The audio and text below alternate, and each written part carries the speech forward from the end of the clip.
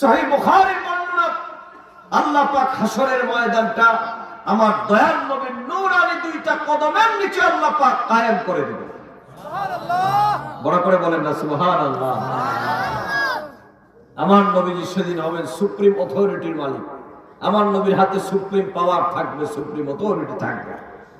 প্রসঙ্গক্রমে এখানে দুটি কথা বলি। দেখেন চতুষ্পর্যন্ত কেন, চতুষ্পর্যন্ত নবীরে চিনে, আরেক শ্রেণীর মৌলানা সাহেবরা নবীরে চিনতে পারে না। হাসরের ময়দান যেদিন কায়েম হয়ে যাবে, হাদিসে পাকের মধ্যে এসেছে আল্লাহ পাক তার হাবিবকে বলবো, ওগো হাবিব আমার, এই হাসরের ময়দানে কে ইমানদার, কে বেঈমান, কে নামাজি, কে বেনামাজি, আমি আল্লাহ পাক সব জানি। সাতগাঁয়ের জনগণ আপনারা বলেন, দুনিয়াতে কে নামাজ পড়ে, কে নামাজ পড়ে নাই, কে রোজা রাখে, কে রোজা রাখে নাই, কে দুনিয়াতে অন্যায় করেছে, অপরাধ করেছে, কে সুদ খেয়েছে, ঘুষ খেয়েছে, কে আল্লাহ পাককে মেনেছে, আল্লাহর বন্ধুকে মেনেছে, আল্লাহ